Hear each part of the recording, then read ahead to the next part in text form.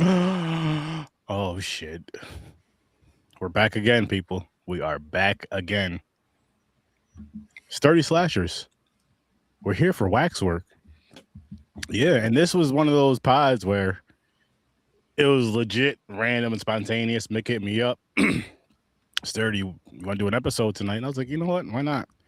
Once I figured I had to take care of some things first. And once I ironed that out, I was like, yeah. I hit up Matt and I was like, yo, Matt, Waxworks review tonight. And he was like, fuck it, I'm going to go to the museum and start melting wax figures. And here we are now for Waxworks. And I want to tell you, this was a first time watch for me, from what I can remember. And this is one of those movies I don't think you would forget if you've seen it before. So this is a first time watch for me. And I had fun with this movie. I had a lot of fun with this movie. Like I really enjoyed the concept of it. And I'm not sure if there's a movie that's like this, like how the concept went with the museum and like getting pushed into portals and living in that world kind of. But it would be cool to see that kind of like as a horror comedy. What they did for it, they did it. Again, I had a great time with it. It was a fun time with it. Get into ratings very very soon. Other good stuff. But I would like to see a serious take on a concept like this. Like a serious take on a concept, or it's just like it's very similar to this concept. You can even have people going into a museum, and then once you hit that portal, like the whole museum, it's not really a comedy. It's not a comedy movie, and it's a darker tone, and maybe more of a tied together story. Even though, again, this was a fucking wonderful time. This was a wonderful fucking time, and I'm glad I did watch this. But yeah, let's dive into actually shit. How's everybody doing tonight? Before I dive into early ratings, how you doing tonight, creature feature teacher? I'm doing great. Not at work, relaxing and just relaxing and chilling. I don't know what else to say. I hear you, man. How about you, Mr. Manhattan? I'm really looking forward to doing this. So can we speed this up a little bit? I mean, no, I'm kidding. I'm doing all right, man. I was itching a little bit to do something live. So I hear you. Stomp the grounds of Friday night again. Excuse me. Nothing wrong with that. Nothing wrong with that. But so let's dive into early ratings. I don't know if you know this, but talking into a microphone in a podcast is like the most imperative part. Sometimes I didn't want to cough into the microphone though. That's why I was like a little away because I felt it. It was almost like one of those. It was almost one of those sneezes that you think is going to come, but then end up not coming at all. You fart and then it's a shit. And you don't know what's happened. Those are the worst. Or when you sneeze and fart at the same time, and you're wondering, did they hear me fart or did they hear me sneeze? Well, okay. If they don't say God bless you. You know they heard the fart. Yeah, that's a snapshot right there. And no one survives that. Wait, did I just shit myself too? Let me just get up and just walk to the bathroom. You do like one of them heavy, wet sneezes with the snot coming out and shit on yourself and shart. That's when I give up. That's what I'm like. Yeah, I was gonna say, no matter where you're at, just go home. I don't care what you're in the middle of or what you're doing. Just, you know what? Like you just got here. I gotta go. You're at work. Listen, I gotta go. I'm punching out. You didn't even punch in yet. Exactly. I'm calling out then. I'm called out in person. I have shit all over my drawers. I can't do it anymore. Yeah. So, creature feature teacher. What would you rate this? What would you rate this film? I rate this one a good solid 8 out of 10. Nice. I had a good fun with it. Good fun, good cool premise, awesome practical effects. I love the werewolf in this movie. How crazy it looks and the transformation. And the fact that they got an esteemed actor to play it for less than 2 minutes in the movie. Yep. It's so wild to me. John Rhys Davies showing up. For anybody who doesn't know who he is, you've seen him as Gimli in friggin' Lord of the Rings. Or Sala in Indiana Jones, which he went on to do the year after this. And the year before this, he played a Bond villain. So it's like, wow. Like, did they pay you that much? Maybe. And then later on, he appears in like one of the Anaconda films, like part 3 or 4, one of the Sci-Fi Channel movies. Listen, the 90s is a whole different beast. What would you give this one, Mick? I think I'm at a 7 right now. This is a really fun one. I've always loved watching this one over the years, over and over again. You cannot take it seriously. but you can, if that makes sense. Like you could take it seriously as this 80s product that really delivers something fun. But you cannot take the movie itself seriously. Oh, hell no. It's too all over the place. Hell no. You just got to, this is one of those, you literally just pop in, you get to hit that rent, and you just enjoy. You rent this one, you just enjoy it. But I give this one a 7.5. Pretty much split between the middle with you two. Again, fun time. Really, really, really, really, really enjoyed the premise. And I didn't mind like all the dialogue in this movie. I felt like it just all kind of worked together the way that it was supposed to. As far as getting them to the wax museum multiple times, the people that went multiple times, and just kind of bouncing around between the school and their little group and all that stuff between them, also between that little friend group that they had, kind of building. Not really too much character development, but I don't think you really needed it for this movie. I mean, for the type of film this was, I'm not saying it would have hurt it. Now, in a serious version of this, hell yes, I want the character development. I want more of a story, this, that, and the third. I want all that good shit. But for this, I didn't want that, and I didn't need that. I feel like for the type of movie this was, that would have been too much for it, and it probably wouldn't have hit the same. It probably wouldn't have hit as good. I feel like it would have been not. Obviously, the actors were great actors. Don't get me wrong, but I just feel like the way that this story was written, I don't know. But I had a good time with it. I had a really good and it was one of those ones where it was like, you know how you throw in a movie, especially like a Sturd-O-Vision type of film, and there's times where for whatever reason you may have like a slight doubt. You're just like, I don't really have any expectations, which I try to go for every movie like that, 0 expectations. Easier said than done. But I hope I at least have a good time with this movie. I hope I have fun with this movie. I hope this movie makes me laugh or something. I hope there's something that sticks with me with it.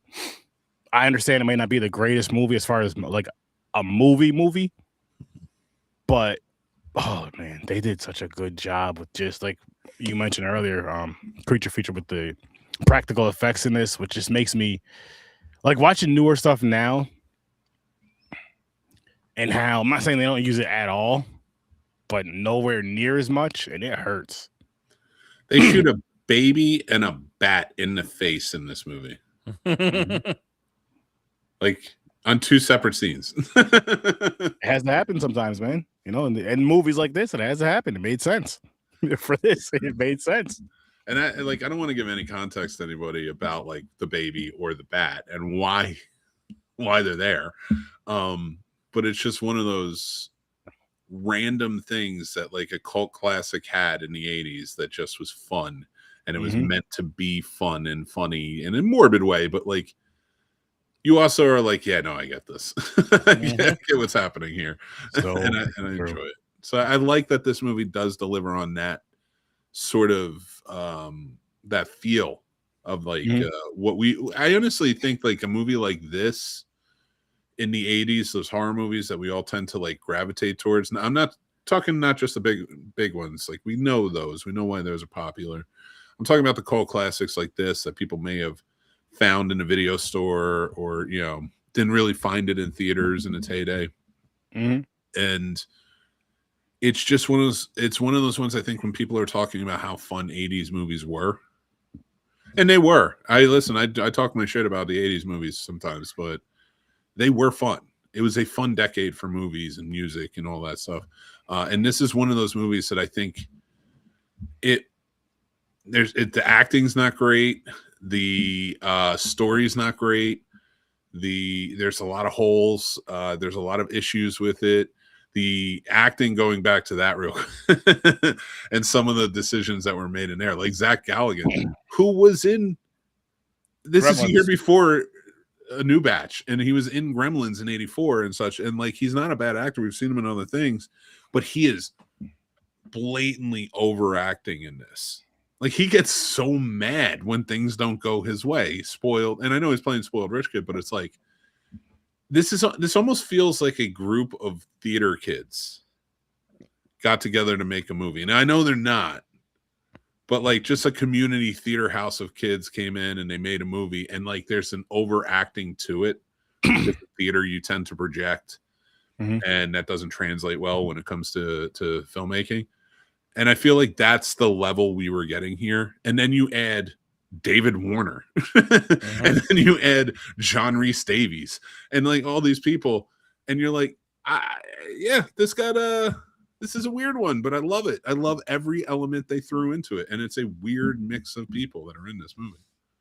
It is, and I'll take back what I said about great acting, but I didn't think it was terrible. It wasn't bad. I've seen bad acting. I've seen terrible acting. I think it was overacting. Like I said, it was just projection. Yeah. Like they turned it.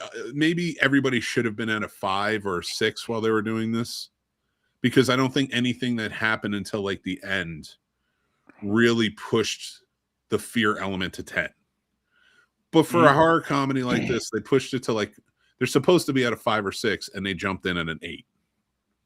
And that's what I mean. So it's like, you notice the overacting. You notice the mother leaning into the rich woman. You notice like even David Warner's overacting in this. And that man has done some shit. He's been in some movies. Except for John Rhys Davies. He's the only one who is delivering a performance that was perfect for a werewolf transformation scene. And you got him for like less than 2 minutes. So that still boggles my mind. David Warner was more British than British. Was good, Tom?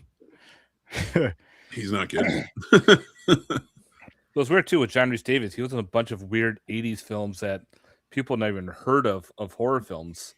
Kind of like what the Unnameable 2, which were H.P. Lovecraft adaptations, I should say, of films.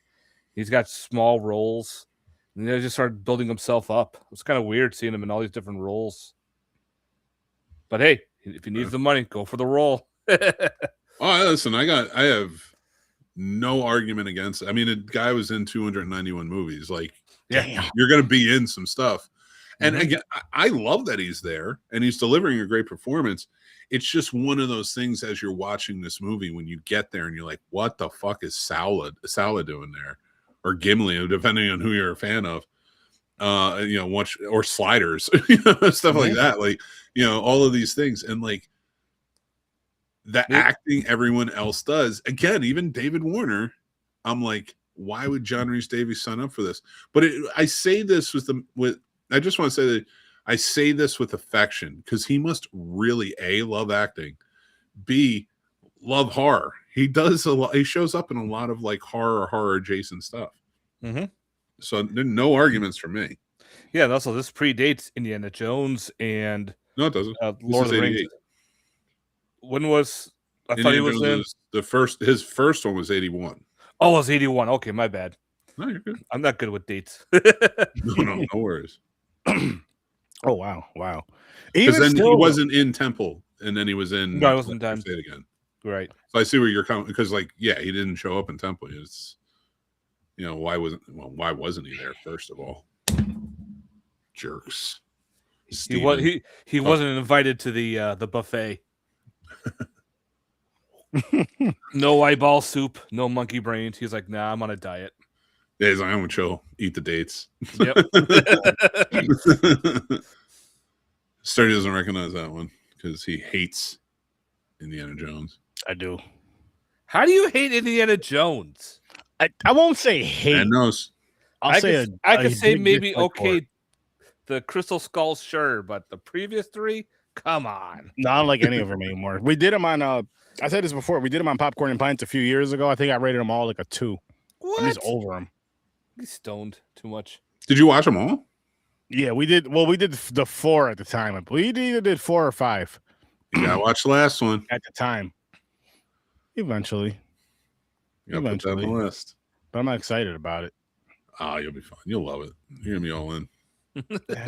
We'll see. I hate to because this movie is so good, and it's this one thing, but he is credited as werewolf. He doesn't even have a name. You're John Rhys Davies. You're in a movie called Waxwork, which is sandwiched between Tusks and Higher Ground. I love that though, because like the Living Daylights and then Indiana Jones and the Last Crusade. He's sandwiched in those years. and he plays werewolf, not the werewolf, just werewolf. Werewolf. It's so He good. agreed. I love it. He agreed to that for conversations like this. Like, listen, man, I'm going there as werewolf. People are going to talk about this at some point. I don't know when. He was the original live action Wilson Fisk, the Kingpin. Oh shit! Yeah, he was in one of the. I think it was the one with Murdoch. So I think it was the one where the Hulk is on trial. It was like a TV movie, and then the Kingpin was like trying to frame in Nacho David Banner, and then Matt Murdock is his lawyer. So, and you do get Daredevil in it, but in a black suit. Oh, nice. You said when was that? What year? It was in the 80s. Because remember the Lou Ferrigno TV show? That was it was like one of the TV movies that precluded that. I don't know which one it was, because there's one with Thor. There's one with, they made a few of them. Okay. Was he in Tron? Anyway, let's talk about this movie. This movie's too good not to talk about. And honestly, again, going back to, like I said, the premise of it, the museum vibe and all that stuff, which, by the way, I did like that what's that wax movie called? House of Wax? I enjoyed that one. I like the original more. Well, I like the remake, but I like the original more personally. I gotta rewatch them again. I know I reviewed them on here. I gotta rewatch them again. It's been a while to say which one I like better, but I do like both of those films. I can't say that. Mm-hmm. I can say that. But which shit, I wouldn't mind seeing something with that, something similar. I want to see more museum horror. I think that's what I'm getting down to. I want to see, because there's so much in a museum that could be scary, especially if it's something like this, like getting pushed into, like, just think of your local museum. And then just think of an exhibit, like one of the exhibits that you, every time you go there, you go and check out this exhibit just because you've been checking out exhibit for years and you really enjoy it. And just imagine getting it pushed into that world. You should see the movie called The Outing. The Outing? The Outing. It's also known as called The Lamp. It's about these kids that spend the night in a museum, and they release an evil genie, and the genie comes out and starts killing them off one at a time in the museum. Oh, nice. It's from the 80s. I dig that. That's a fun one. I just looked it up because I was wondering, I'm like, how many movies take place in a museum? Like, I know a shit ton of horror movies take place in a theater, but those are generally very independent, low budget ones where theater kids decided to make it, and they had a theater. And it's always like very Phantom of the Opera-ish. But yeah, they did the top 10 are on this list are The House of Wax from 53, The Curse of the Werewolf 61, The Dead Zone 83. Is Dead Zone in a museum? Dead Zone's not in a museum. I don't know if he shows up in a museum at some point, but and I'm only going by what they're telling me. I don't know. The Relic is, the Mummy. Relic is, yep. Skeleton Key. Is that a museum? No, it's more of a house. Night at the Museum, which I would say is like is more like if you take kids movies and you're separating them into genres, right? Which I don't necessarily think you need to, but you can like if I would add the Night at the Museum to movies that are like when they're real little, to show them, to maybe make them comfortable with like stuff that may scare you, because there's a lot of jump scares in there. Okay. You know what I mean? I wouldn't call it horror, No. But I mean, like, the Autopsy of Jane Doe's on here. What? That's not even in the museum at all. No. All right. So what I'm getting at, guys, is Trilogy of Terror was after we do the sequel to this and the sequel to the Sorority Babes movie. We have a few other movies that we want to do on here as well, but I want to do some more museum horror. Tourist Trap. That's the Roadside Museum, Wax Museum. That's a fun one. Yeah. I enjoy this movie so freaking much. They touched down on, first off, the director. I think he was crazy. I'm going to say that right off the bat. but in a fun way. It seemed like everybody was having fun on this set. Like I said, with the overacting, it seemed like they were all really getting into it, and the director was probably like, a little more. I want to make it funnier. Let's do that. And maybe he didn't have quite the great grasp on it. I don't, Anthony Hickox is his name, but on like how to direct them to like be passable in their acting instead of like exaggerated. But it just seems like you can tell. I've always said, like, you can watch a movie and just be like, they had fun when they made this. And I feel that with this. I feel like everyone had fun when they made this, and it was just kind of a good time the whole time. And that's why I get a lot of the weird choices, like the cop who goes back in. He's not really investigating. Like the cops are weird choices, the way they're acting. They're very Miami Vice-ish. Yeah. They're not, and they're playing it up with a lot of things. And I feel like that was the creative freedoms, because I will say this, I don't know who the cinematographer is, and I need to look it up, but I really liked the look of the movie. Yeah, I really definitely liked when they're in the things. They change it up like the 50s zombie movie, and so they did honestly, they did a really good job with that. They did a really, really good job with that. And you know what? I'm gonna say this, and you guys can feel free to disagree or agree to disagree. We disagree. Or agree or disagree. Yeah, I disagree already. I'm not saying that it needs to happen, because it definitely does not need to happen. But I would not be mad if this happened. But I want it to be somebody who paid attention to this film and really enjoyed this film, but is also great at creating. And what I'm getting at is, I wouldn't mind seeing a remake of this film or a reboot of this film. I feel like this is one of those movies to where, like, and as much as I enjoy the Friday the 13th and all those type of films, this, that, and the third that they've done over and over and over, I feel like this is one of those type of movies that would be better for it, only because not enough people know about it. I feel like this is one of those, like, I feel with reboots and remakes and all that stuff, whatever you want to call it again, sorry, I feel those should be cult classics more so than the bangers, you know what I mean, than the ones that people are going to go watch anyway. I feel like not every, don't get me wrong, not every single cult classic, but I feel like there's certain ones. I feel this is one of those, done by the right people, could be a great time as a reboot.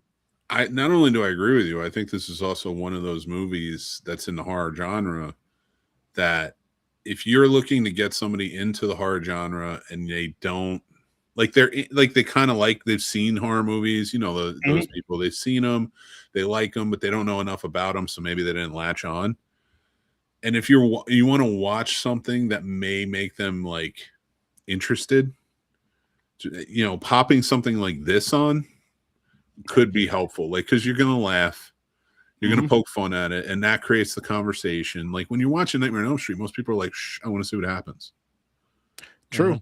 You want a movie like this, like, that's why whenever I talk to people, I was like, what movies would you do if you were introducing them to horror or whatever? Or I do different genres, but like especially horror. And it's like, oh, I would show them Texas Chainsaw Massacre. They're great movies. But if you want to win people over to horror, you want to make them want to watch those. Yeah. And you got to get there, and you got to introduce them in and bring them in. And it's easier when they're young, because you could start with younger, like Monster House, stuff like that. Oh, that's a good one, Mick. I know, I'm great. That's a good one right there. You should do that for, I don't know whether on here or on Horror So Sturdy, for like a month. Just pick like 4 or 5 animated or kids horror films and review those. Definitely be down to do that. As a matter of fact, why don't we do it for Christmas? Frankenweenie. December. That's an awesome one. December. Frankenweenie is a good one. I like that one a lot. Yeah. No, I think we should do something. I think we should do something like that. Maybe around Christmas we'll do it on Horror So Sturdy and Sturd-O-Vision, or not Christmas, but you know what I mean, that month. Yeah, a couple episodes into that. I think that'd be fun. Because those movies, like, what's funny about those is, like, I have a wheel for that, and that's because just watch them with me and the wife. Me and the wife, we were watching them a few times. We did Coraline. That shit. That's something. That's something. Monster House and a few others. I forgot. But because yeah, I will tell you the most, and from adults too, the most requested reviews I get are mostly for kid-friendly movies, family films, things like that. I get that though. You know what? That wouldn't be a bad idea. Just something I should probably latch onto more so, because every single one of us sitting on this show right now got into horror when we were children. That's one. And probably stuff we shouldn't be watching. More so. I mean, again, I am happy that I got into horror the way I did. I feel like it was just all that good stuff. I know some people, oh, you were tweeting. Nah, fuck all that shit. Because I'm doing something about it now. I'm still talking about it. But I do understand now at my big age of my industry age is 40. My real age is 40. But 40 as an adult, I do understand to where it's like age appropriate horror, but I also understand as an adult and as a kid who grew up loving horror, there's age appropriate horror, yes, but there's also like to where you just know your kids. You know what I mean? To where like Mick, I'll use you for an example. I'm sure there's certain kids, I'm not gonna say your kids' names. I'm sure there's certain kids I'm sure there's certain movies you would show both of your children that some parents may not show their children when it comes to horror, that they may think it's a little too much. And I'm not saying it's like overly scary or overly crazy. I have made those mistakes, but I'm usually pretty calculated about it. Like, it's never been anything that's too much for them at their ages, because I do, like, part of the things that like I study for me personally, like doing all of this, like I like to write. So projects I'm working on, you know, include like I want to write something based on my own like studies over the years of like what age, how to introduce horror to children and what ages, and not just horror, but I am like kind of like expanding it into different movies, because I do find like finding that right point for them to watch certain movies, they're going to understand it so much better than even just like a year or two before.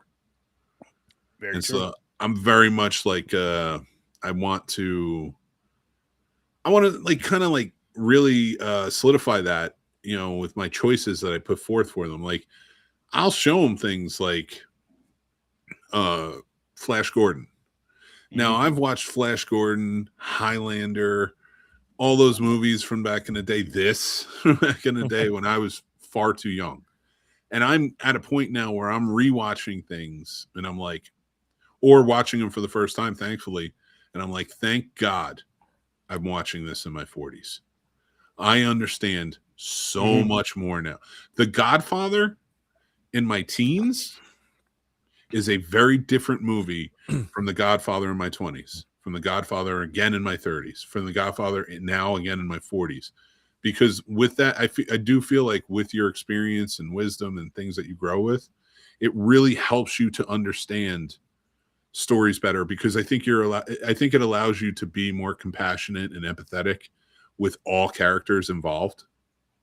And I find out even when like watching a lot of the kids movies and stuff, whenever they get like this month, I'm doing Scooby-Doo and Scooby-Doo 2, and a few others, and they're like, you know, live action, but they're the Flintstones, things like that. And like rewatching them, I'm like, there's so much I missed, even as a teenager watching these, or young in my 20s or something watching these. So I do feel like you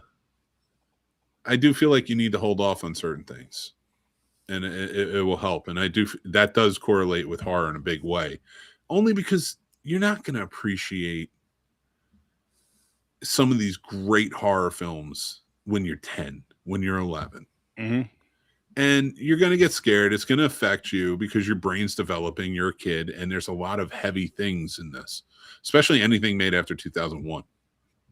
Very heavy. That's why I'm like, need to kind of run away from that a little bit, unless it's a remake or something. And I know I'm taking a lot of time talking and stuff, but like just to your point, and to anyone who's watching or listening, I hope you take this too. Like, I know it's so enticing to want to sit and have your kid as your buddy watching your horror movies with you. But when they're at the right stage, it's going to be so much more fun. So I would say just maybe play it right. Like, do it the right way. When it comes to movies, like, you don't want to show Superbad to a 13-year-old. You want to show Superbad to a 16, 17-year-old. Agreed. I do get that, but I do still feel with certain movies, just sticking with horror again. Like for me, for example, I would show kids, my own certain ones sooner than some parents may show others. And not just because I'm such a diehard horror fan, but it's like, once you, again, like I said, your kid, this, that, and the third. I'm saying I wouldn't go super crazy, nor would I go super deep in story. But I mean, at the same time, though, they have better kids' horror movies out now than they did when we were kids. Monster House is one of them. Well, kids' horror movies aren't really what I'm talking about, though, because kids' horror movies are for that time. And I do show, like, Jack watches all that. He's really into horror, and he's only 10, so he's seen all those, and he watches them. He loves them. Those are the introductory ones, for sure. But he's starting to step up. He's starting to get to that point where it's like, I need a little bit more. So maybe, like, in a couple of years, 2 years or so, this would be good. There's other ones that are interesting. You don't want to do anything too over sexualized. You don't want to do anything with nudity. You don't want, like, because you want them to respect what's on the screen too. And a big thing I do with my kids that I think everybody should do is teach them media literacy when we're watching something. After it's done, what did they mean by this? What were they trying to achieve? What was the themes that you picked up on this? And then have those conversations. So that way, when they watch stuff and they're on their own watching something, they may see something or hear something that, like, normally we wouldn't love for them to hear. They can make sense of it, and they come back and talk to us. One of my buddies and I were actually having a conversation last month because this kid turned 16 and he wants to watch horror films. He was trying to figure out what's a good introductory film that probably we would have watched back when we were younger, and it wouldn't be too scary, but enough to, make you jump. And like the first one we thought of, both of us, was Halloween, the first Halloween movie from 1981. It's got its vibe. He wants to see it too, because he's excited to see it. That's awesome. We're like, okay. At first I thought maybe like Monster Club, because that's a fun movie. You get the Universal monsters and everything. But he's 16. Like, what did I watch when I was 16? Oh yeah, I was watching Nightmare on Elm Street. I was watching Friday the 13th. Different genres. You were also watching at like 6, man. We can't hold ourselves to the same place kids are today. We were latchkey kids for the most part, and we were at a time, especially in that time in the 80s and 90s, especially, where it was like everything was shoved at us. So we were consuming everything that we could, because you almost like felt left out if you didn't. Right. Whereas now there's so much, they have streaming everywhere. There's so many things, and it's designed to keep you like anxiety filled. So that way you can, you pick something and you can go with it, especially considering most streaming services want you to binge shows, not watch movies. The movies are there. One thing I would push though is introducing anyone who's too young to a movie you'd really think they need to enjoy if they're going to be a horror fan. Remember, you're missing out on things that down the line you'd probably want them to see. Like, one thing I've introduced to Jack, and I've done it to Tommy too, and he's 14 now, so he's a little older, is those 1950s creature feature films. Yep, that's what my dad got me in. That's a huge. We watched 13 Ghosts the other day. We watched The Day the Earth Stood Still. We were watching House on Haunted Hill not too long ago. We watched The Blob. So like them, he wants to watch them because I was telling him it's going to get a remake. So, and he asked, he's like, I want to watch it. It's got giant ants. That's awesome. So I think we really, as horror fans, and especially to kind of put it out there for the podcasters, because all I hear everybody say is, you have to watch this. It's the same shit over and over again. And it's like, everyone's going to tell you to watch this. If you're not different, you're the same. And if you're the same, what's the point? start pushing those ones that nobody's seen, those 60s horror movies. So how much fun did we have watching the kaiju, the Godzilla films and stuff? Those are fun. Those are fun. That's another element of horror that needs to be introduced, because if you can appreciate Godzilla in its earliest form, you can appreciate Godzilla all the time, you know, and things like that. And I think you get really lost as horror fans, and I'm talking in general, especially with so many voices pitching it as much as they do. I think we get really lost in the idea of, yeah, these are must-sees, but don't worry about the must-sees right now. Let them find the must-sees. Let them come about it and be like, you know what? I remember hanging out with Matt, or I remember hanging out with Sturdy, or I remember hanging out with Mick, and like these kids are like, I really love these movies. I think I'm going to put on something else they told me to watch. But they have that base. That creature feature, the nuclear monster, the atomic monster movies, all that shit. Like, and then like the 60s and what they were offering got a little more baked in. The 70s was, you have all those exploitation films and things. Like, I feel like, you know, you probably best bet is to go from 50s, 40s or 50s, like show them the old stuff early, mixed with the new stuff that's out now that's kid friendly. Okay. And then slowly but surely, like, start dipping into the 60s where it's more controlled. Definitely go with Corman type movies, you know, and stuff like that. Like the ones that aren't, you know, they're maybe a little bloodier, but it's a little more nuanced, you know, in the way they filmed it and stuff, you know, and show them the Night of the Living Deads and stuff. And then let them find Dawn of the Dead. You know, let them find Day of the Dead. Let them, you know, like, let them figure out who Romero is, because part of the biggest fun of all this stuff is we found that out for ourselves. And that's how we truly came to love this. So, that's a good point. That's a good point. Yeah, because they could access the internet so quickly, because back then we didn't have the internet. You had video stores. You would go to the video store, you would find Night of the Living Dead, like, who's this director? Okay. Then somehow find a book in the library. What else did this director do? And you're like, oh, wait, he did Dawn of the Dead? Got to find this now. Let's go watch this movie. Oh, we did Day of the Dead. Oh, we got to find this one. Oh, they're linked. Everything's, and you start learning. You're like, wow, this is really cool. Then you go into like the Italian ones, like Fulci's Zombie. You're like, wait a minute. That was supposed to be a quote unquote part 2 of Night of the Living Dead, but it got changed. So you get all this cool information, and it's like, wow, this is really interesting how different parts deal with it. It's like, wow, it's like a big cool learning curve. And like you said, after you watch the movie, talk it over, especially when they're a little kid going, okay, you know, that was a guy in a suit, correct? Yes, there's no such thing as real blah, blah, blah, blah, like monsters with 6 heads and all that crap. But it's a dude in a suit. It's all practically done. It's all made up.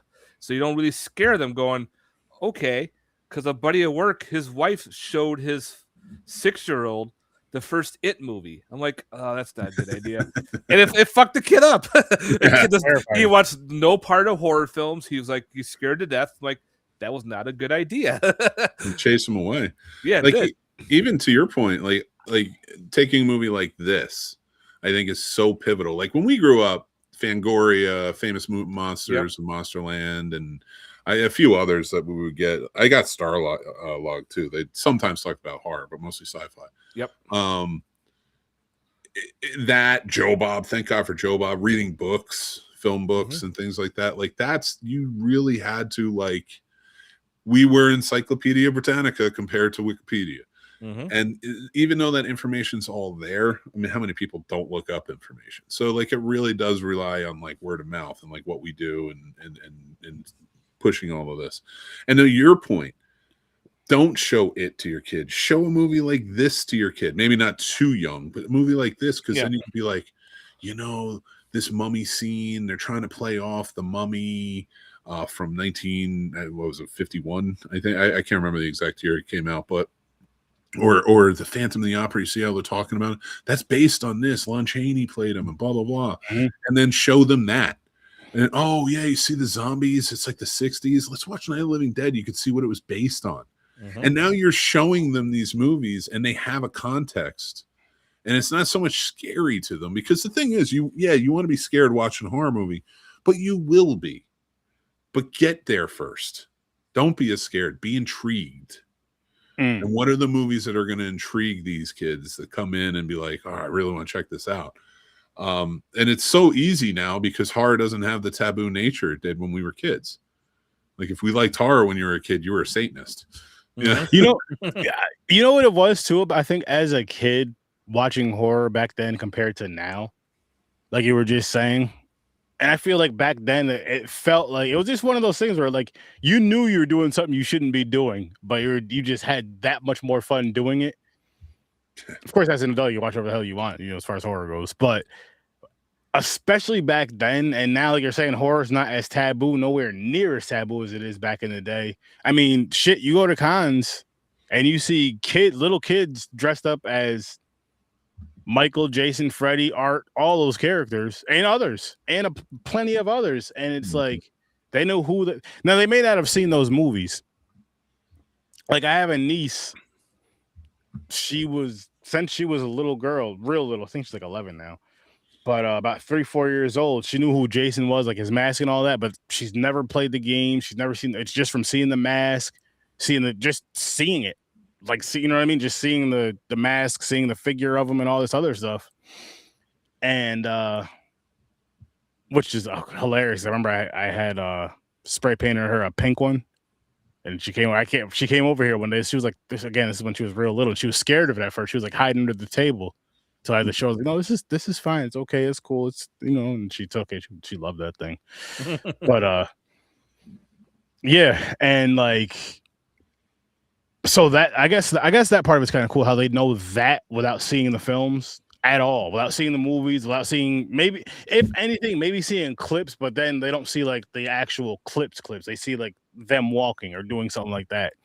So I think that's really cool with what they with those things with horror. And then like you were saying though, Mick, I do agree with you. This would be a good starter.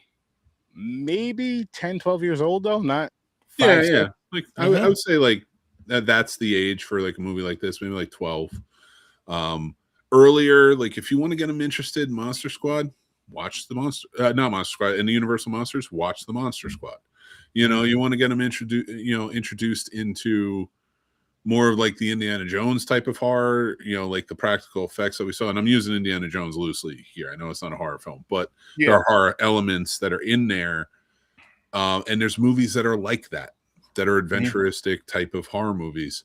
Watch the Goonies. There are certain movies, like watch these things and be like, okay, this is going to give you a good base of like, if we ever check this out, and kind of move on. And that's across the board universally. It's not just horror. Like if you want to introduce kids to any genre outside of family, and kids movies and stuff.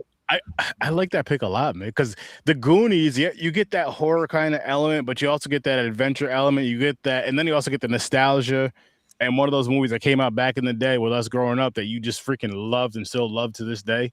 Brendan Fraser's The Mummy. Say that again? Brendan Fraser's The Mummy. Mm-hmm. Another good one for kids. For that adventure. I didn't mean to cut you off. I apologize, but I just thought about it. I was just gonna say the Goonies movie though. I feel like that's damn near like, I don't want to say the perfect movie. I don't think I'll say like damn near the perfect movie to start to where it's like, I want my child, like if again, you want your kid to, if they're not into horror, you want them to at least like a couple movies you like growing up. I think that's the one that balances kind of the horror element, the adventure element, and then just the nostalgia element of growing up watching that film and still enjoying it to this day and quoting it for a lot of people to this day. And yeah, I think that's a really good start right there. That's a really good start. I don't know what age, 7, 8, 6, 7, 8, because it's one of those. I feel like it's one of those ones where, I would say 7, 8. When you're 6, 7, 8, I would. The Goonies works. Yep. Yeah. That you're right, 100%. But also things that help are stuff made for Halloween, stuff, especially like TV show episodes. Like if you've never seen Jason, have them watch Zeke the Plumber. So anybody who knows Salute Your Shorts, you're going to know Zeke the Plumber. And it's a fun, horror-y episode. It like I remember when that came out, there were kids I went to school with. They were like, "The fucking Zeke the Plumber scary, man," and it's just like I had seen Friday the 13th by that point. I'm like, yeah, nah. Oh, I got one for you, Mick. And you could probably. Well, I know you can answer this. And one, did you have your children watch this yet? And two, what about Stranger Things being the starter? A little older, because there's. I think it's a great show, but that first season deals with some hard stuff that I wouldn't show like a 7-8-year-old. Like maybe started at 11, 12, because when they were around the ages they were. So your youngest hasn't seen it yet, or no? He hasn't seen it yet. The oldest has. Okay. After that finale, that last season, he was just like, I don't know. He's not interested anymore. Understandable. Okay. But yeah, no, I think that's a fun show. It's a very nostalgic show. Like, there's so much stuff that exists that we could do. Yeah, we'll have to do that though. I think it would be a good time. It would be a good time to have some family friendly horror stuff just to kind of review and discuss, and hopefully get some more eyes on it. Because I know this channel isn't a kid's channel, but if parents watch it, hey, this is something I can watch with my kid. Yeah, but those videos could be made for, you could put as good for kids. Well, it depends on how we act in it. Well, no, I mean, unless I do like a little short for like, hey, come check this movie out, whatever, But again, if it's still the way that it is, the way that we review movies, parents are watching it. Hey, I can go watch this movie with my kid to offer these guys reviews. They don't have to necessarily watch the review with their kid. I wouldn't recommend that. No, that's like wait till they're at least, I don't know. We say some wild shit on these shows. Wait till they're of age. Wait till they're adults. Like also too, you can introduce them to Ghostbusters. The Ghostbuster films right there from the 80s. The first one's a banger. I'll tell you what, though, I've never had to introduce Ghostbusters to any kid. Like they just know. Like Ghostbusters is such a phenomenon. I get asked, nieces, cousins, nephews, cousins, things like that, and my kids, even their friends. There's no, like with me, my kids are always going to be into it. I have fucking Ghostbusters everywhere, but they still asked. I didn't pick up on it, and like that's the beauty of what you're saying. Like it's such a great choice, all of them, except 2016, but all of them across the board is such a great choice to introduce kids to horror. Yeah, but I don't even think that I really don't think that anyone needs to, as a parent, introduce Ghostbusters. I think we just want to. But kids are going to get there even if you don't. And I think this new He-Man movie is going to be very similar in that. Yeah, definitely. Really? Yeah. Okay. Because the He-Man movie from the 80s, nobody's asking why. Yeah, I'm definitely not asking to watch it, but I know we're going to review it over on Popcorn and Pine. So I actually don't mind the 80s He-Man movie. Dude, I grew up watching it. I love it for all the wrong reasons. Ditto. And if we ever do it, we should do it with the Punisher from the 80s as well. Oh God, yes. Dolph Lundgren. Yep. I know that one. Oh man. Was Louis Gossett Jr. I mean, because we're supposed to be doing the new one anyway, so maybe around when we do the new one, we can throw something together for that a week or two beforehand. That'd be interesting. That's a great point, though. Ghostbusters, another one. Yeah, it is. That's a really great point. Ghostbusters. That's actually, you know what? I pushed the Goonies to the side and put Ghostbusters there because that right there is like a lock. Well, Goonies, I only said because A, it's a classic, and also that's one I think kids are gonna. Can I watch the Goonies? That's gonna be a word of mouth one, but it's to introduce the elements. I said Indiana Jones. It wasn't really a good fit, but like the Mummy or other things where there's more of an adventurous nature to the horror. That Night at the Museum, like we talked about earlier a little bit. Like again, they're horror adjacent. They're not really horror, but they're good for 7 or 8 year olds who you may want to get into or like kind of harbor that for them. I mean, shoot, if you want to go with like series, Goosebumps from back in the day was not bad. You gotta wait a little, like 8 or 9. Really? Maybe 10. There's some stuff that happens in those. I can't but remember. Those are the ones that aren't only they're going to get you into horror. First off, you don't start with Goosebumps. You start with the Twilight Zone. You make them watch the Twilight Zone, and then they're kind of like, whoa, because the end always throws you for a loop and gets you intrigued. Then you bump up to maybe like the Goosebumps TV show, or start with the movies or whatever, and then go to the TV show. You want to do that to build them up to Tales from the Crypt. You can even do like Are You Afraid of the Dark if you can find the show. Yeah, that's another one. Perfect. That's right up there with the Goosebumps. Yep. Are You Afraid of the Dark? Oh my goodness. Like that makes me think of something, man. Like going back to childhood and stuff. Like once I got my hands on horror, anything horror related or horror adjacent, anything I wanted to watch. And Are You Afraid of the Dark was one of those ones that came on Snick. Yes, after Nick at Night, it was Snick. And you're just it would be funny though, because I'd go from watching what was it? Like all that. What was that on? Nick at Night to Snick. And then from Snick, if I'm still awake, it's like, all right, like if I'm at my dad's house, because he always had cable and stuff. It's like, all right, let me go see what's on HBO or something. It'd be some sort of horror movie or some other channel. It's like Tales from the Crypt at 10. Or that, depending on it'll be because I'd always be there on the weekend. So it'll be depending on the time of the week, the day, and all that, the time and whatever, that and the third. So it's like you go from like these kid shows, age appropriate shows, even with Are You Afraid of the Dark? And then it's like, all right, now I'm going to go to this channel and Halloween's playing or Friday the 13th or whatever's playing. It's just like, and I remember I'd be laying there watching because he had I'd either sleep in the bed in the back room or he had like a couch bed with the TV in the front room. I'd just fall asleep watching a movie, just fall asleep watching some horror. Like they were like comfort movies back in the day, man. It was crazy how that was. Anyone who tells you like when they were kids, and I'm talking 80s kids, I watched all the horror movies then. You're full of shit. You watched what you could when you could. Exactly. If your parents weren't in the room and you were like, fuck, what's on TV? What horror movie can I find? I'm putting it on. And like all of us were paying attention to the TV guide. We were all paying attention to all of that stuff to find out like so I would love reading horror movies and sci-fi movies in the TV guide and learn what they're about. That was one of my favorite things to do. I used to go right for the TV guide every time we got the newspaper. Boom, and I would highlight. Okay, I got to make sure Friday night I got to watch this one. Saturday during the day I got to watch this. I know you're not much younger, but do you remember the old school TV guide? We got the newspaper, the little magazine one, or the one.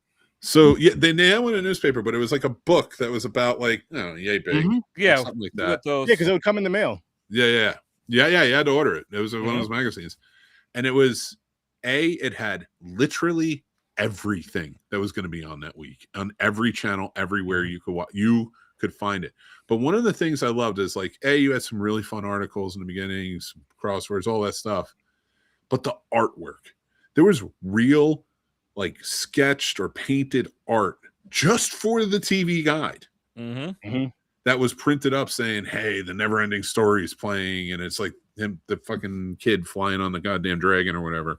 And I'm not saying it right. I don't care. You can't make me. Falcor. Donkey. Yep. He's like the only thing I liked in that movie, but it's one of those things like that we're never going to go back to that type of creativity welcome into our lives. Like nobody's going to pay for artists like Drew Struzan made most of every movie poster we love. That man drew it, painted it, the whole nine. And I have a top 10 list of Drew Struzan posters. And no, Back to the Future is not number one. But I love that poster. And then they don't, but look at it now. Like the big head shit, it's all like photoshopped. Like there's no personal touches. And it's made it so much. And also another thing is it was on a specific day at a specific time. If you missed it, you missed it. There was You no missed other it. way. It's gone. Yeah. And if it was one of those weird, obscure ones that they would only play on, like say, at HBO at 11 o'clock at night, if you missed it, done. It never played back. Yeah. Where streaming nowadays, I'll watch it anytime I want. It's on there. I'll just, I'll watch it right now, or I'll watch it like 2 days from now. It's still on there. So you don't have that opportunity, that missed opportunity. You're like, son of a bitch, I wanted to see that movie, and now it's like, it's there. It's I love that point too, because it was such a big deal when you would miss it. And like Cheers was actually one of the first shows that really people found a necessity of reruns. Reruns used to just be because they didn't have anything on in the summer, so they would just reshow the shows. And you would miss episodes because they wouldn't reshow every episode because summers are shorter. So there are episodes like you didn't find until there was binge worthy, on DVD or whatever. But Cheers was one of the first sitcom shows where you kind of had to watch each week because there was an overarching theme. There's Sam and Diane, there were these things. Whereas like you go back and you look at these other shows, like let's say All in the Family. That's a show you could have went in at any point. Like if you missed last week, you could still watch this week and you're good. You're there. You didn't miss anything. And shows were generally like that. And then Cheers kind of picked up on that. And then like the reruns became way more important. And that's when like I feel like most people were like striving to like you can't miss. And TV Guide being a big proponent of that, like you said, making sure you knew what was on and when, or like putting a little star on a pen next to a horror movie or something, and hoping your parents don't see that. I miss a little separate piece of paper. I miss those. I miss those type of days, man. I really do, because it was just like obviously simpler times, but just like the personal things that you were just talking about a little bit ago, Mick. Me and the wife, we went out and about. We were out and about today. We went and grabbed some food or whatever. And where we went to go grab some food from, we always talk to the guy. Always talk to the guy there. Really nice guy. Always have a nice conversation with him. And we were just talking about how like just that in general, like you miss it. Like when you go grab food nowadays, you're not even talking to a person. You're pushing buttons on a damn tablet. You're pushing buttons on a damn screen to order your food, and someone just comes and gives you your food, and then you pay your money, and that's it. And I'm like, that's not the same. Like, I like when I can go out to eat. I don't care where it is. I don't care if it's fast food or a sit-down restaurant where you can just go out to eat, because even at sit-downs, they have these damn things now. Yeah. And you talk to the waiter, waitress, whatever. Hey, what do you recommend on the menu? Just stuff like that. What's really good on here? Just little things like that, and just like, especially if you're going to a mom and pop shop, even more so, you get like that personal care. Like they actually care. Now it's just like it feels so robotic now, and I don't like that. Like I understand that way. I understand the convenience of certain things being faster, but not everything being faster is good. Not everything being faster is good, and that's why. And then you have people complain. You have a lot of people that talk about it and complain about it or whine about it in the sense of like how people are when they're actually interacting in person together. And it's like we're doing the world is creating so much to take away that human interaction that when people get out, especially with the younger, I feel so old saying this shit, but especially with the younger generation that's grown up with tablets and phones and computers, like not to the point to where we didn't have that and you're growing up into, or you grew up kind of like this, you're born into it. I'll say that. That's all you know, to where you get out in the real world and you're just like lost almost. You know what I mean? And I mean, just as far as like personal, just conversations, ordering food, just simple shit like that. It's like, oh, I could just order my food, push a button here. Instead of, oh, what do you want? This and this how I want it. I don't. Well, I don't human connection has been like seriously drummed out, and really like human connection's there. Like if you're forced to, like you're in a situation where you can do it. Like there are people who you're capable of it. I'm saying everybody is capable of a connection with another human in some way, but when we lost, like take print, we were talking about the TV Guide. How many jobs got lost on the TV Guide? Writers, artists, typists, people who print it, all of these things. Like these are industries that had thousands of employees and could pay them, and they could make pretty good money and do it. And like artists were getting jobs, writers were getting jobs.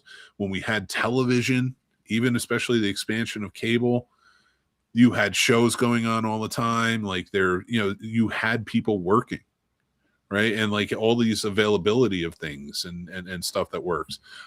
So many jobs just in the last 50 years. Like, who's a file clerk anymore?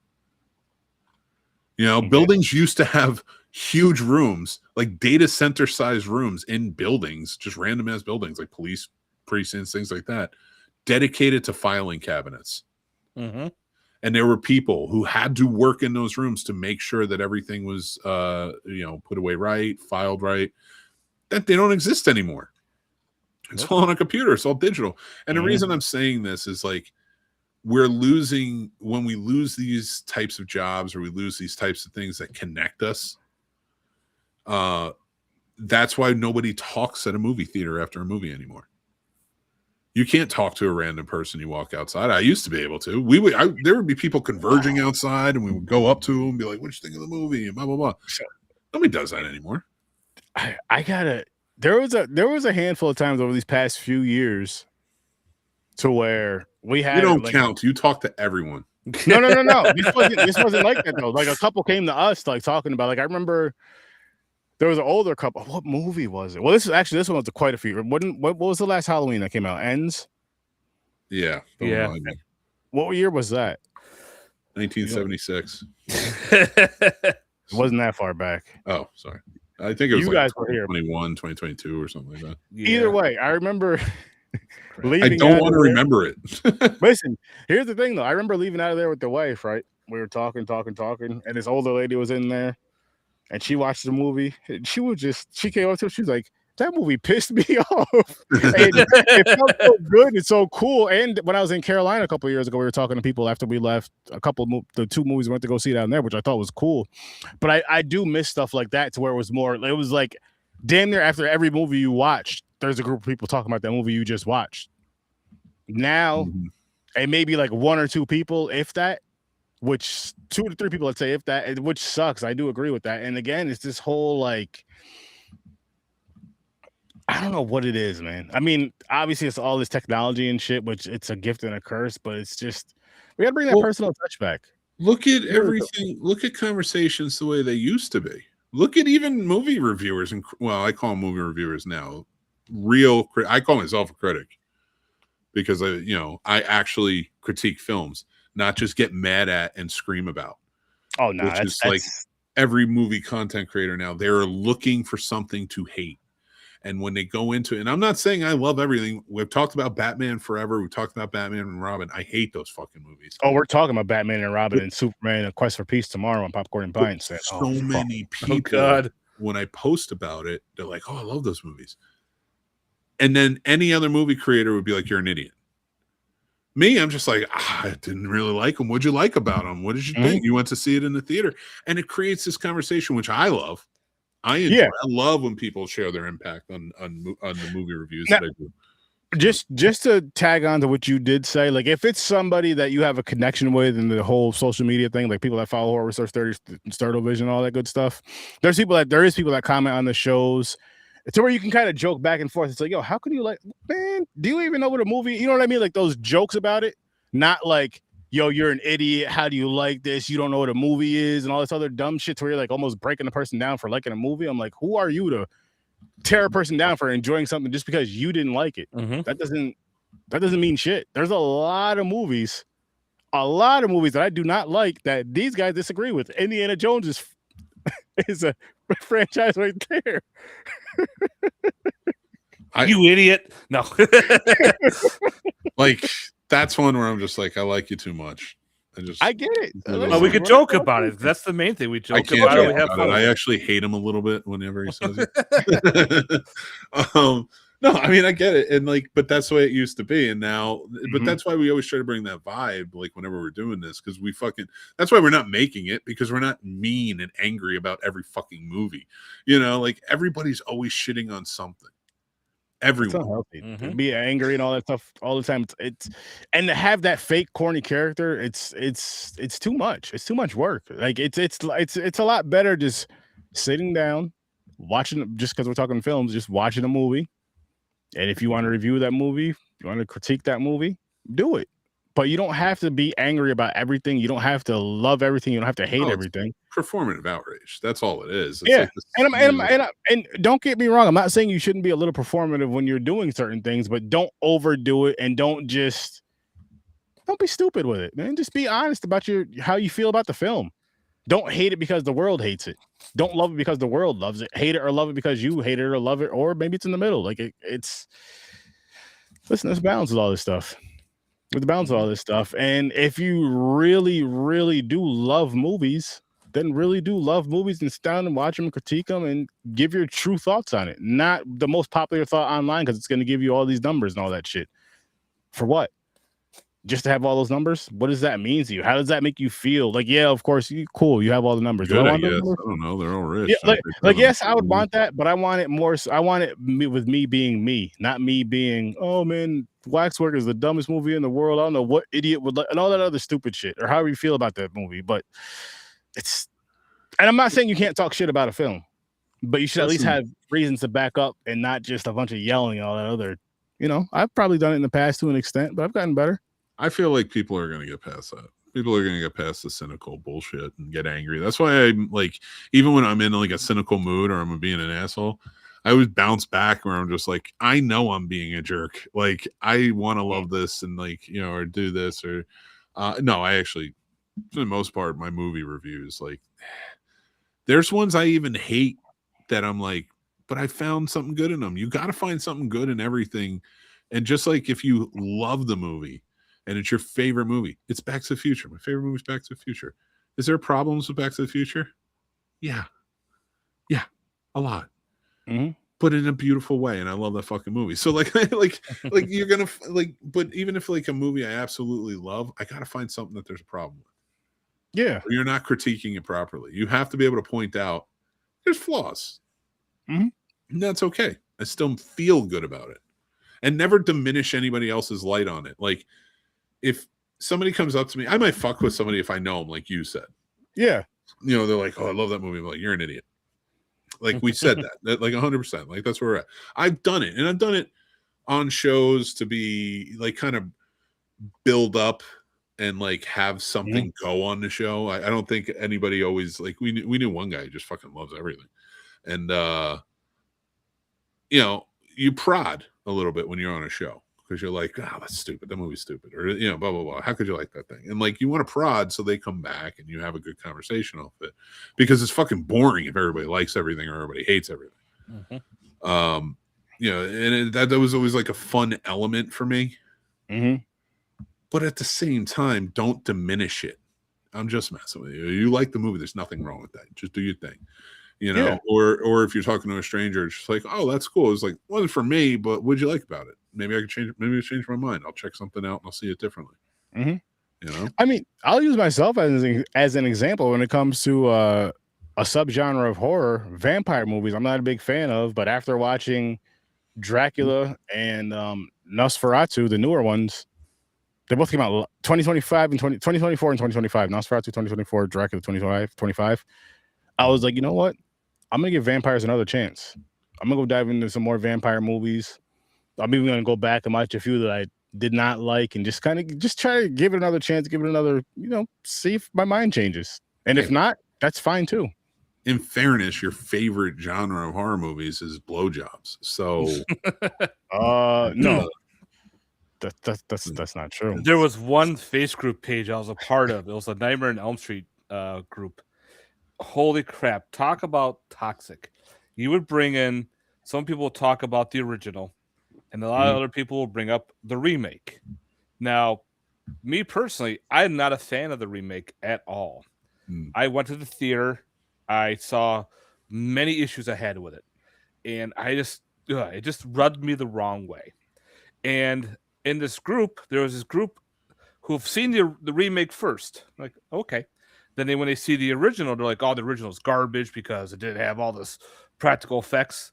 But I'm like, if you watch the original first, you appreciate it because it was first done. It didn't have all these effects that they did.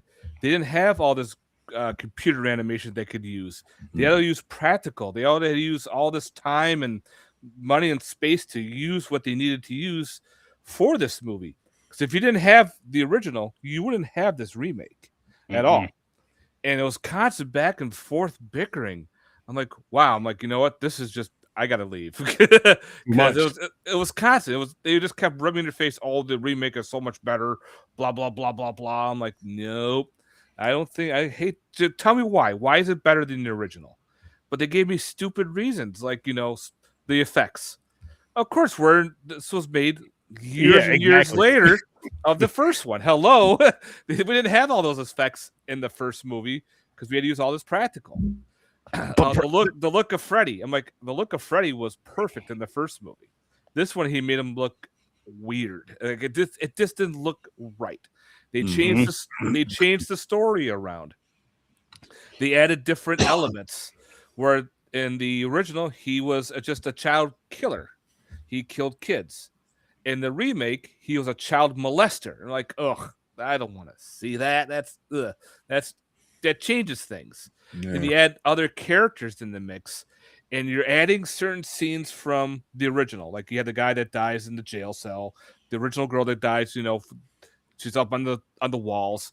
Then you're like, okay, good. Now we're gonna add Johnny Depp's death scene. That scene is incredible. You love that scene. Oh yeah. Do they put it in the remake? Not at all. They don't add that at all. I was like, where the fuck's that death scene? You're doing everything.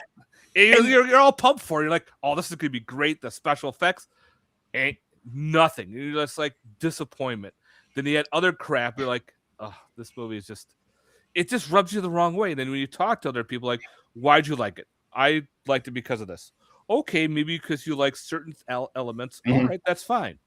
But then listen to my reason why. If you don't want to listen to me, why are we having this conversation? Yeah, I'm going to walk away. Yeah. And that's another problem too, Matt, is especially with social media, of course, is people don't conversate or like talk to you or whatever to listen. Like, for example, with like for Waxworks, let's say, people will talk. Or people will sit there, they'll hear what you have to say, but they're only listening to respond. They're not listening to actually digest what you're saying, just because they want to be right. It's like, oh, well, my opinion, and at the end of the day, it's just an opinion on both ends of it. Even though we all know that the original Freddy movie is better, but still, it's all opinions at the end of the day. It is. It's all opinions at the end of the day. No one's wrong except for you know. But yeah, Battlestar Galactica, the original was solid. I mean, I liked Battlestar Galactica, the original series, even like what was the continuation, which was bad, but right, I enjoyed it as a kid, and I like the remake series. You know, to your point, you're not rubbing me the wrong way on those though, because I could care less about Ronald D. Moore. He made Generations, which, albeit there's some fun elements to it, it shows his degree of writing. You know, how he can't write himself out of a paper bag. But you know, that's that. Like, you know, you're really gonna live in that, you know, but whatever. When it comes to this, like, just enjoy the fucking movies or don't, and at least like try and walk away with something and positive. And again, you don't have, nobody's gonna like everything. But nobody's also gonna. But more importantly, nobody's gonna hate everything either. I didn't watch the UK version. I watched the US version. I did like the show. Oh, it's an interesting, weird one.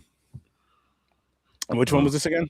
That was Life on Mars. It was a TV series about that took place in a precinct with some detectives in the 70s, and they're out, you know, doing the job, you know, trying to solve murders and such. But they keep blipping, like the main guy keeps blipping back to like a spaceship. And you find out that the precinct's not real. He's dreaming. And they're actually astronauts landing on Mars. Interesting. Yeah. Like I said, I didn't watch the UK version, so I'm sure there's more depth to it because it went on longer. I watched the US version, which lasted, I think, like 15 episodes. And it was canceled, but they did like finish it. And that was like one of those ones where I was like, oh, all right. Well, nice. You didn't get to intrigue me about the astronaut part, but I did like the show. Nice. I guess we can kind of wrap this up soon, but before we do you guys want to change your ratings, or do you have anything else you want to end off with, just with Waxworks? I know we were all over the place tonight, but bump it up to a 7.5. I do really like this movie. Yeah, I'm sticking with an 8. Yep. I'm gonna stick with my 7.5 as well. Like, it's a cool kind of remake from the original House of Wax. Just they changed it a little bit with the whole portals. Yeah. And all of a sudden, when they die in the whatever that portal zone, they come back as the statue, which I thought was really cool. Versus killing someone and then dipping them in wax. It was definitely different. To add to that, though, like, it was kind of a cop out, in my opinion. To speak of a movie I love, but bad thing. If I don't believe in you, you can't hurt me. And it's like, yeah, it's a trope. I get it. It's easy to throw in there, and like, you didn't really have to do much for it, but it's so easy. And that's where I was like, really? Like, you couldn't even, like, there couldn't be like a fight if something happened, like you figured this out, but whatever. I still love this movie. Yeah. I agree with you on that, because I'm like, now that you're saying it out loud versus like watching or having that conversation, I'm just like, yeah, they could have did a little bit better with that. Just do something a little more creative, a little better, and would be all right. But again, not a bad movie overall. It's a good time. I say check it out. I say and check out the sequel too. It's a continuation off the first movie. Yep. Yeah, or we're going to be reviewing the sequel at some point. You can check it out when we review it for you guys. Mm-hmm. But definitely check out the sequel for this, and check out the sequel for the Sorority Babe Slime Bolorama film as well, because that first one was a good time. That first one was a really good time. And this one is also a good time. Grandizer, I'm going to grab it for you right now. It is in the description, though, but I will drop it right here in the show link. Oh, yes, I will. You and Your Horror Movies, though, for the listeners out there. Go check out You and Your Horror Movies. You guys already know to go check out the Scene Snobs, which they are live every Monday at 8 o'clock Eastern Time. Check out Horror Search 30 every Thursday at same time, 8 o'clock Eastern Time. Check out Popcorn and Pints every Saturday. Guess what? 8 o'clock Eastern Time. It's just easy to remember. It's easy for us. It's easy for y'all. So make sure you guys go check out all those channels, which, again, links are in the description. And check out You and Your Horror Movies, where Matt does a lot of stuff on here. This guy has 1,000 videos and 3.94 subscribers. So go be another one of his subscribers and check out his awesome get to that 4K. Come on, let's go. Nice. Yes. But yes, like I said, we're gonna wrap this one up. Let's gotta find the chat really quick to drop this in there. All right. And then we will well, it's been fun. Boom. And it's been nice, but it hasn't been very fun or nice. That's because you didn't have rice today. I need to get off of here so I can go eat Actually, I did have rice today. I ate sushi. Nice. There you go. Liar. Don't lie to me. Nice. I wasn't there. Oh, you got so shy. But Rawhead Rex. Oh yeah, you need to. That's a terrible movie. You need to watch it. I love that movie. Oh, it's such a bad movie though. Even Clive Barker didn't want to be on the set of the movie. He said it was so bad. I love it. 1986 folk horror movie. Mm-hmm. Oh, it's with the weirdest name for that movie. You're gonna watch this movie and be like, what the fuck is Rawhead Rex? And then you're gonna be like, that's Rawhead Rex. Mm-hmm. Oh shit! I might have to check that out. And there's even scenes where when the creature's on screen, you could see parts where the mask is off his chest piece. Like, they didn't really do well with the practical effects department, and there it is, all rubber bouncing all over the place. Kind of like an 8-pack. Yeah. I'm gonna check that. And a mullet. Rawhead Rex. Death by urination. Oh, man. Oh, that's shit. a wild one. Oh, shit. That movie. I bought the DVD, I bought the Blu-ray, and I bought the 4K of that movie. Come on, Nice.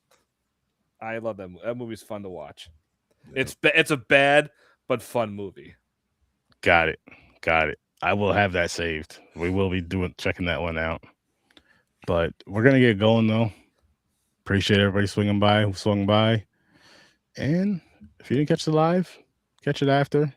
But with that said, I'll see you in your nightmare.